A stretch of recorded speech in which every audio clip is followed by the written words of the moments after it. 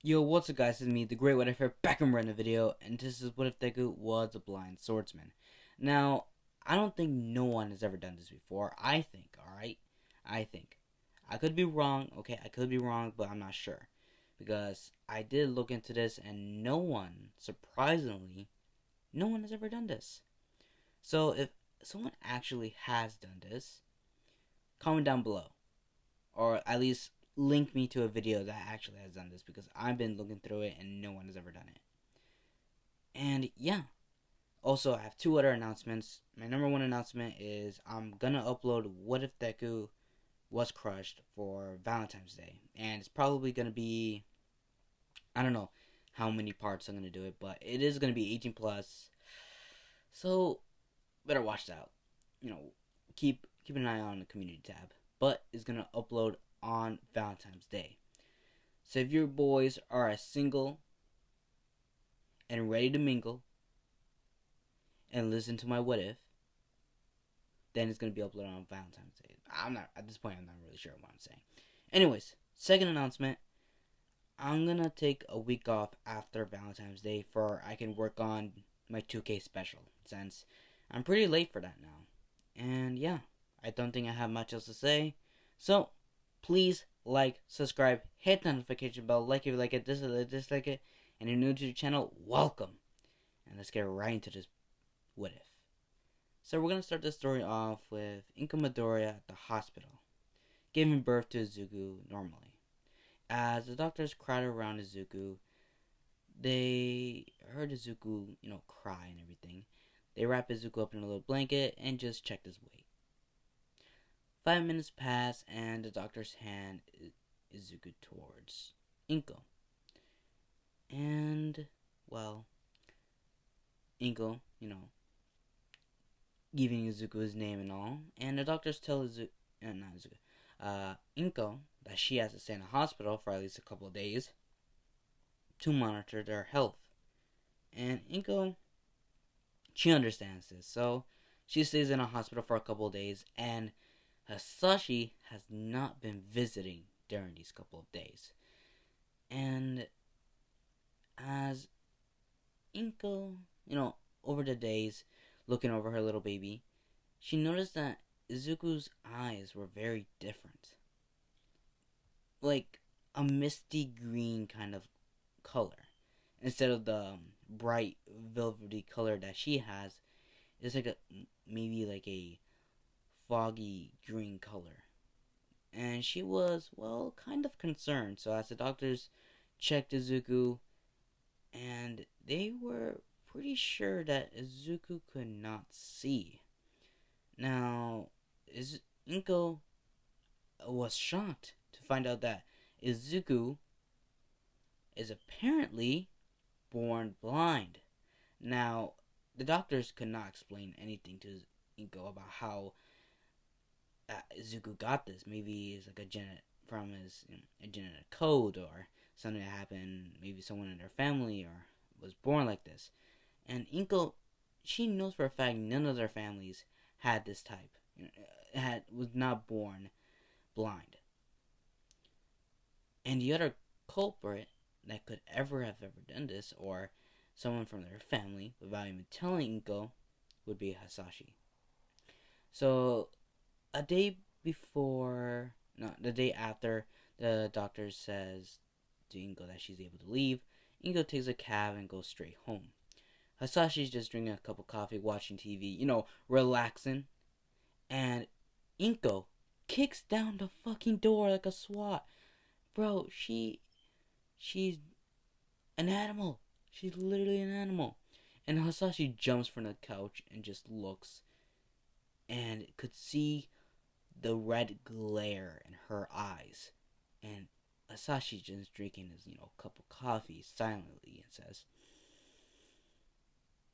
"Hi, honey."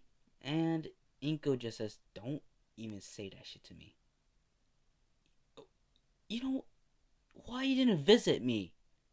I've been stuck in that freaking hospital bed for at least a couple days now, and I have not seen you once there. Look, the office has been very hard, alright? I'm not able to visit as much as I want to. as much as that. You weren't even there when she was born. Could you not ask your boss for a day off once in your life? Look, Inko, I'm sorry. I really am. So, where's my little champion? Inko just looks at him and says, okay. So now you want to get all lovey-dovey with, my son. Here. He then, got a little cradle. Not like it's like one of those baby carriers.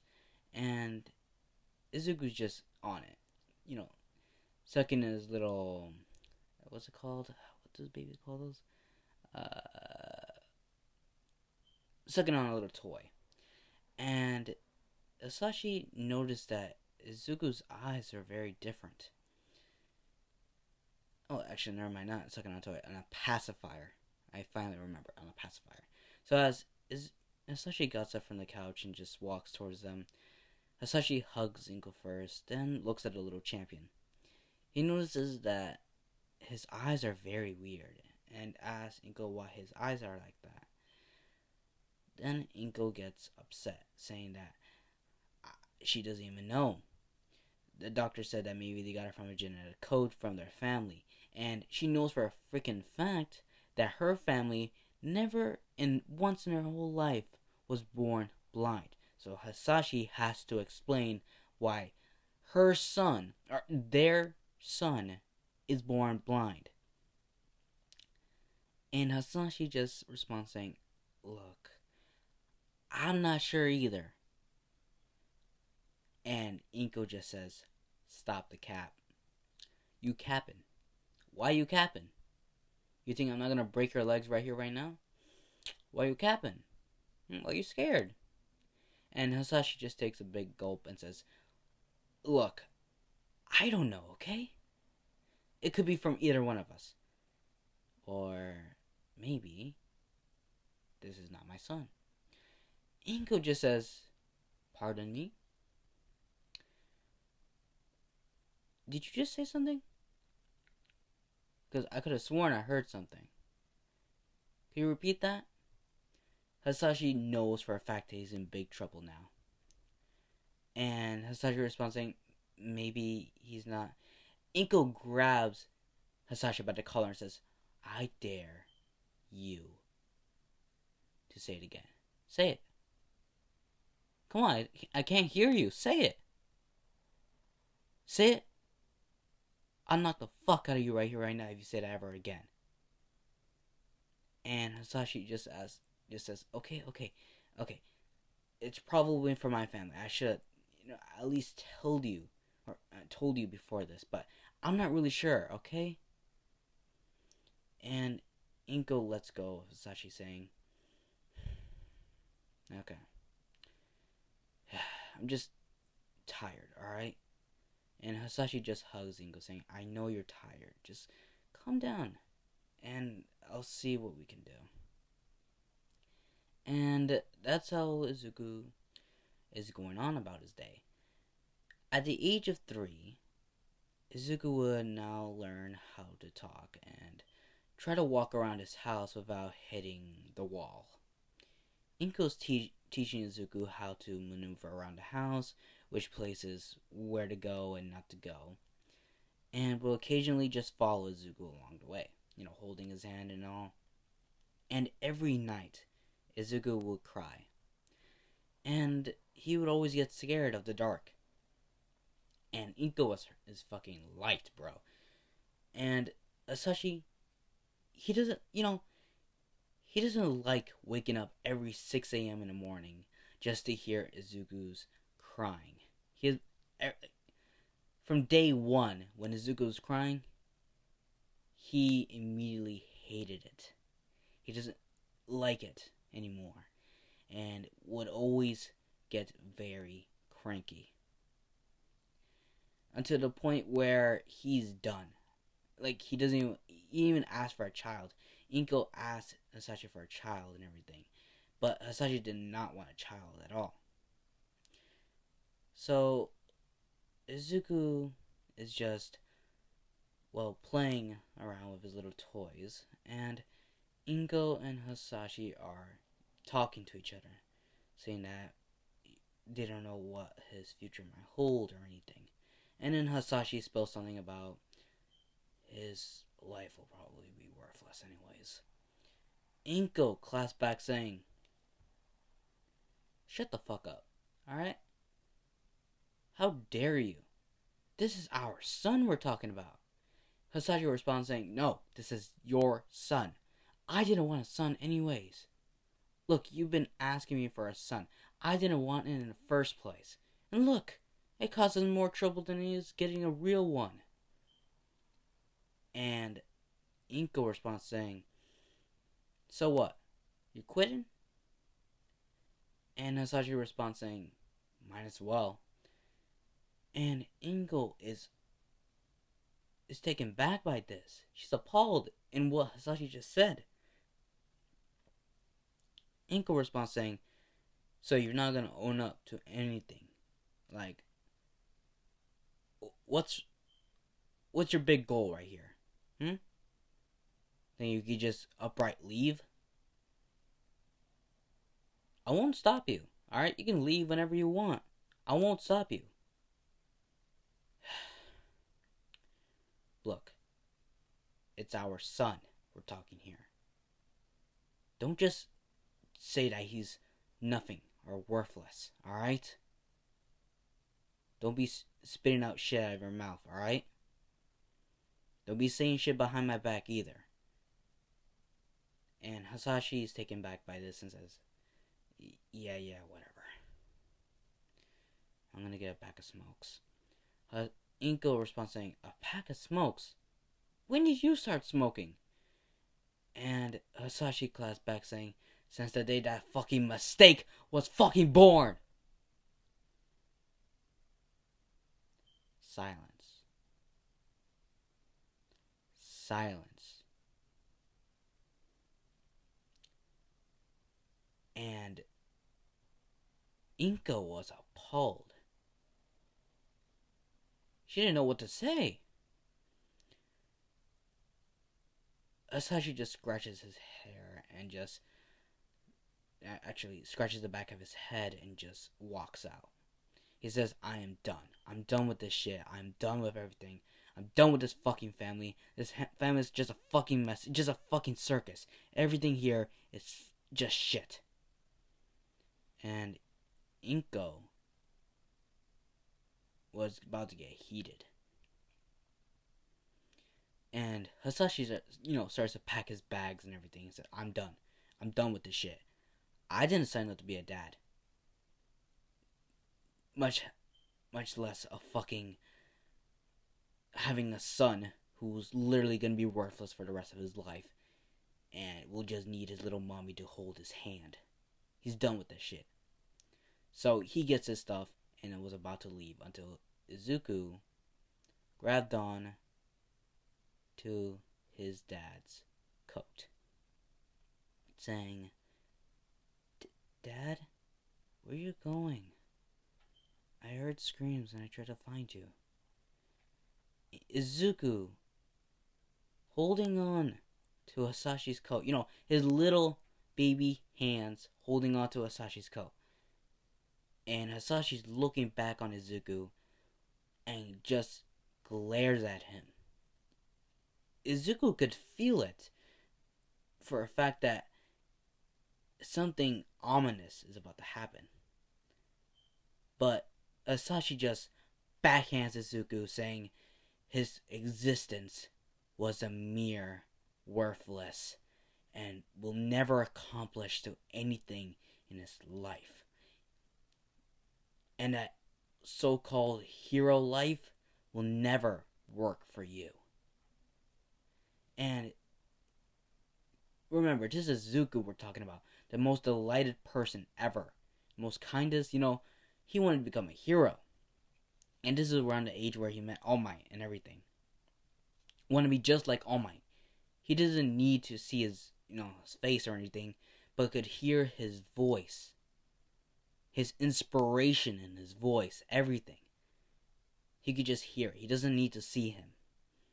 He doesn't need to see how glorious and how strong he is. He just needs to hear his voice. It calms him and helps him. But now, all of All Might's voices are being clouded around and just sunk into the bottomless pit of void. And over that voice is his dad's voice, saying how worthless and how he'll never become the hero he wishes to be. And those All Might posters are just worthless to him. Inko grabbed her fucking sword, throws it at Hasashi, landing right next to his head, and says, I understand calling my son worthless and everything, but you do not lay a hand on my son, so you can get your sorry ass out of here and leave and never come back. Hasashi tisked and just left. Inko rushes towards Izuku and holds him, cradles him in her arms. Izuku felt cold. This weird, ominous feeling is like a blanket over Izuku. It was not soothing at all, but felt heavy and felt awful. And the delighted Izuku that we all loved, and all, the cuteness of Izuku slowly dripped away. Izuku became this cold person. He doesn't really want to socialize with other people and really doesn't want to hear their problems. But as Inko looks down on Izuku, tears fell down his eyes, and Inko's eyes as well, both of them crying. Izuku fell asleep in her arms, and Inko took Izuku to his room, putting him on his bed, and kissing him good night. Inko grabbed her sword that was pinned against the door, and just a little bit of tears fell down her cheeks, but she needs to keep on moving forward and be strong for Izuku. So as Izuku grows up over the years, not years actually, time skip to when Izuku's 4. When Izuku's friends, let's say, he grew up alongside Kendo and Bakugo. Now, Bakugo, Izuku's at school. Bakugo saying that his quirk is going to be way better than everyone here, and he's going to be the greatest the hero. I almost said villain. The greatest hero that ever lived, and be the #1 hero. And Kendo just hits Bakugo in the back of the head, saying that he first needs to lose his attitude before he could ever become close to a #1 hero. And just says, right, Izuku? Izuku's just reading his book. He can now read a little bit of Braille, so he's putting it to the test. He's reading his little books. And Izuku just says, yeah, whatever.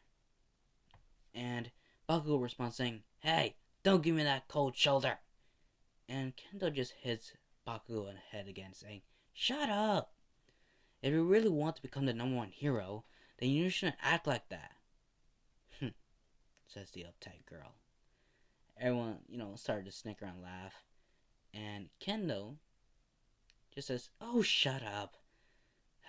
You uptight kid. And Bakugo says, is that supposed to be an insult? Come and say it to my face. And Kendo says, oh, you're on. And Izuku responds saying, just calm down, you guys. Please. I'm trying to read here.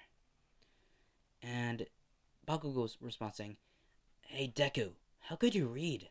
You can't see, right?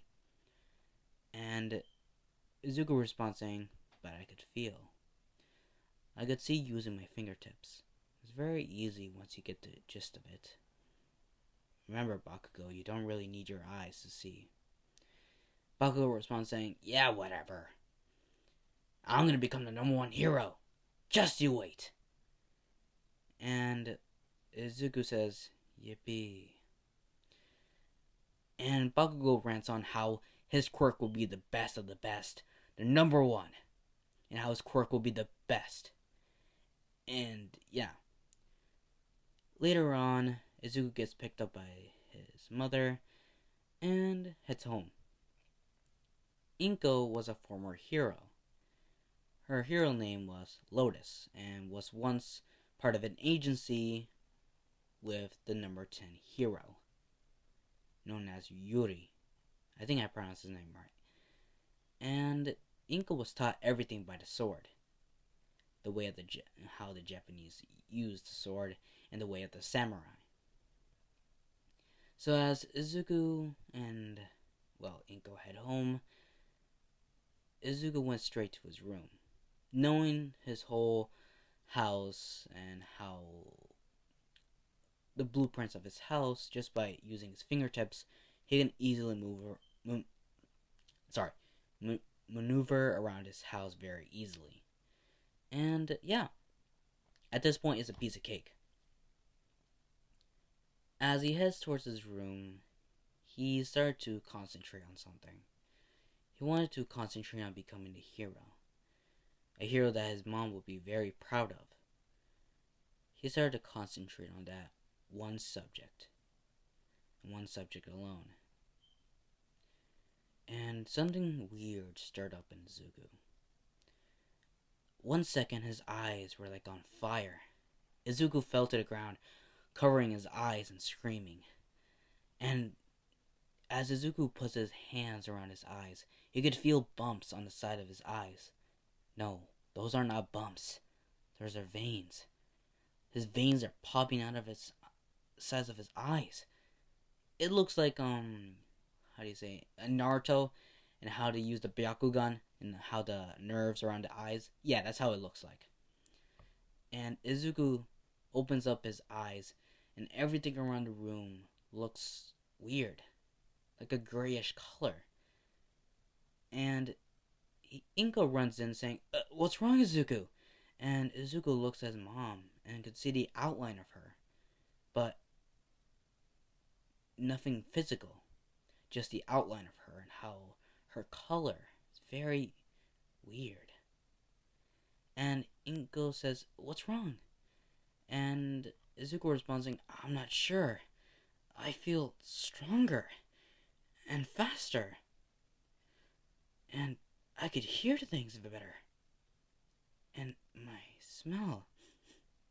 Is that food? Wait, are you cooking up something?" Yeah, it's... How could you smell that? I can't smell it from here." "Oh. And I could see." "Wait, you can see, Izuku?" "Yeah, I think. What's... Is this my quirk?" "Yeah, let's go to the quirk doctor right now. I have some time to spare. I'll turn off the stove." And Inko runs towards the kitchen, and Izuku could hear the flicker of the fire. And the kitchen is very far away from Izuku's room, not even near it.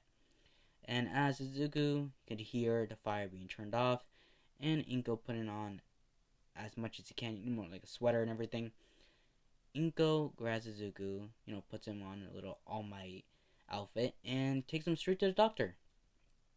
And the doctor was there waiting, and noticed Izuku, saying, "Oh, hey, aren't you Izuku Midoriya?" "Yeah, I I could kind of see you."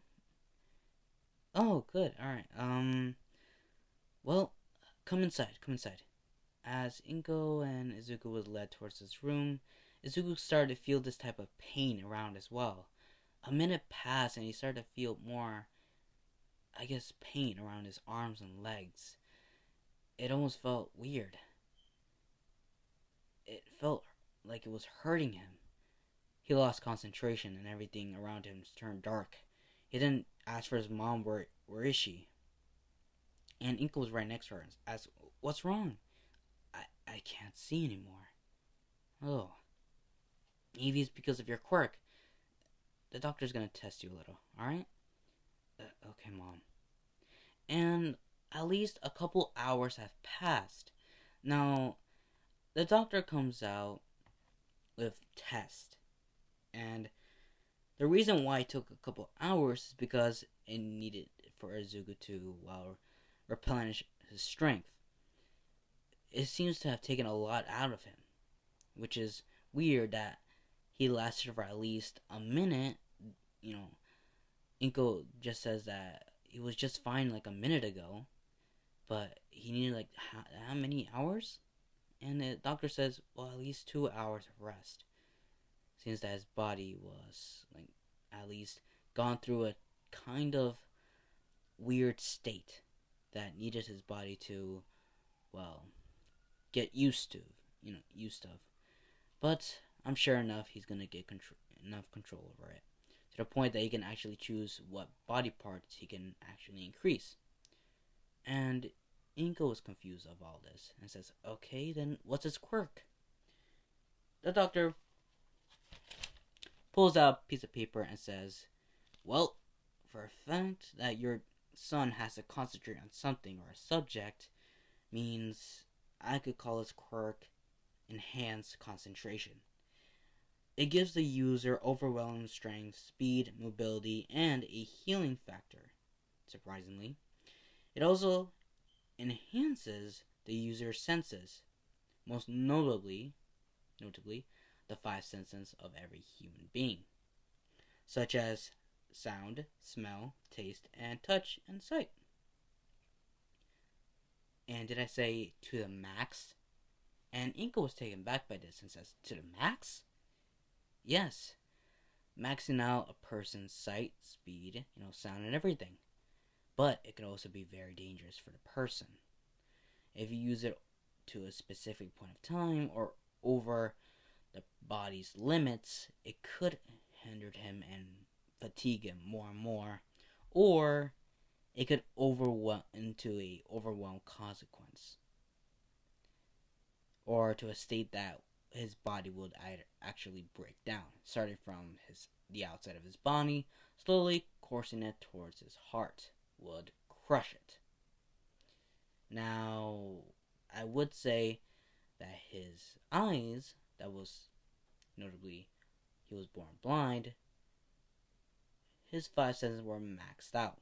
So that means he was able to see, but not the same color as us. I'm guessing that his eyesight would be around grayish.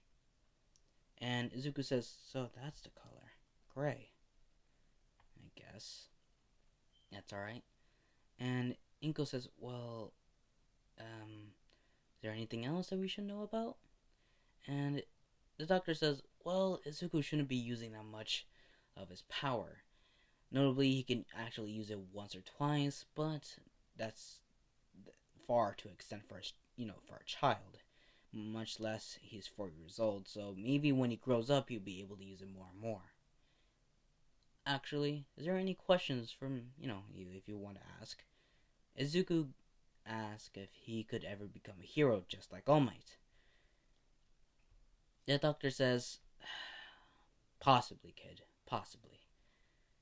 If you are able to overcome the challenges that are already set for you, chances are you could become a hero." And that's all that Izuku needed to be a hero. And Inko says to Izuku, "You really wish to become a hero?"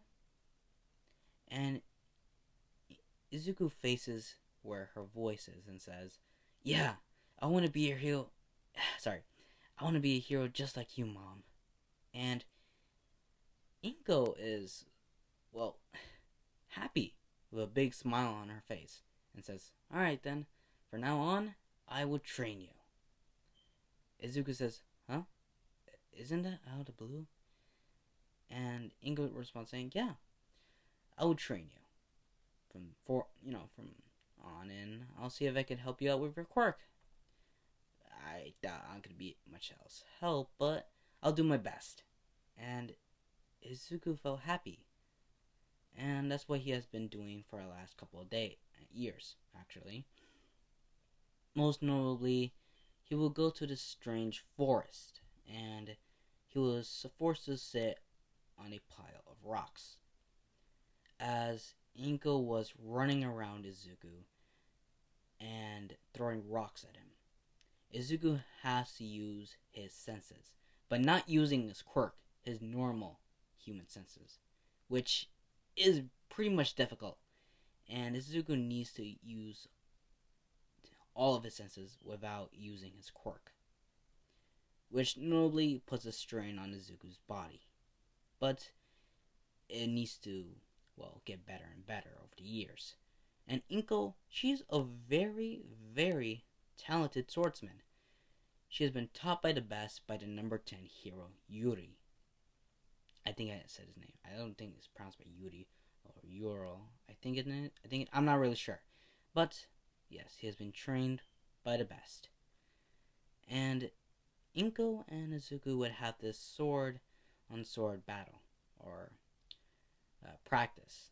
He will use a wooden sword against Inko, but it will be very hard and tough for Izuku, since he can't see without using his quirk. But Inko tells Izuku that he needs to use it, or when he's able to use it, when he's not able to use it. And this will put a strain a lot on Izuku. A lot.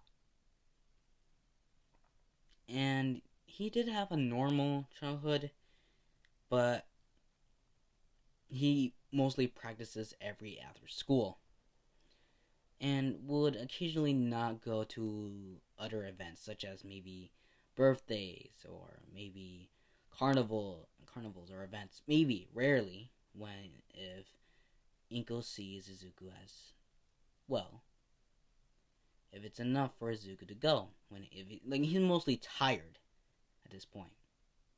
But we're gonna time skip to Izuku when he's at least 16 years old. Now, this is his birthday. Izuku's turning 16, and Inko got everything ready. The banners up, everything.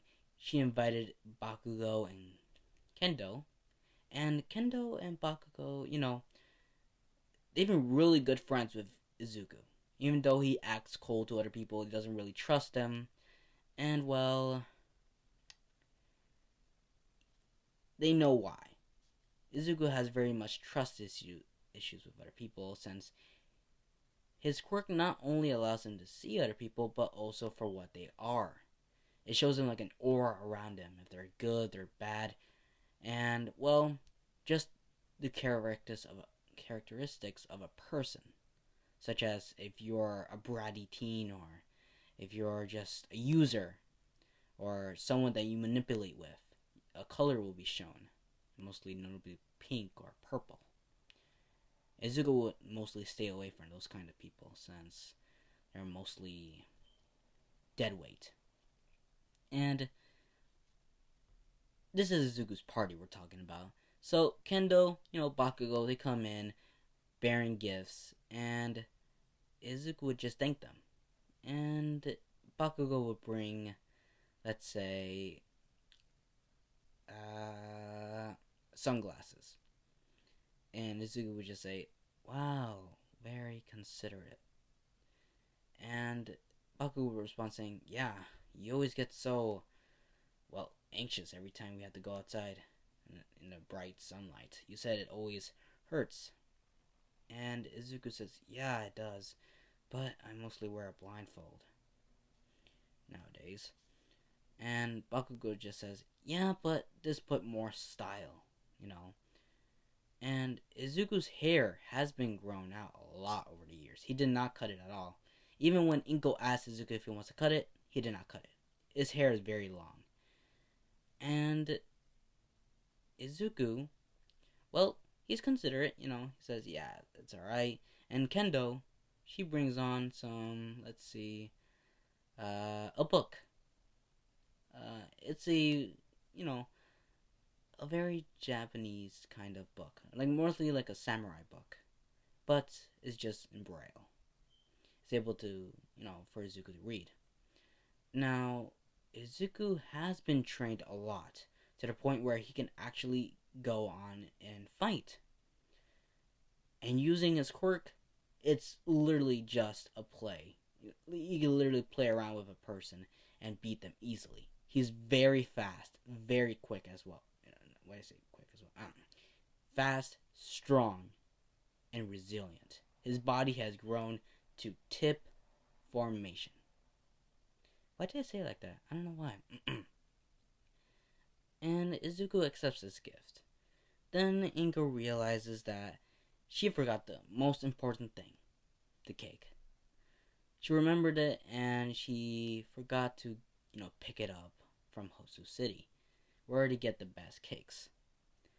As Inko says that she'll be back in at least 30 minutes, Izuku says, alright, and all three of them have fun, They party, they play around a lot.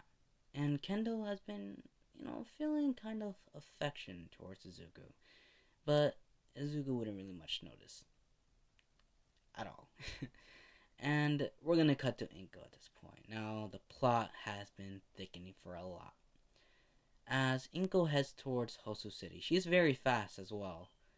And she was a former hero. As Inko heads to Hosu City, where, hint hint, Night Eye Agency is, and you know where this is going down. As Inko picks up the cake, she notices that a little girl is running to an alley, and a person that seems like a beak is following her. It's almost like he's tormenting her. She notices that the little girl has, bandages.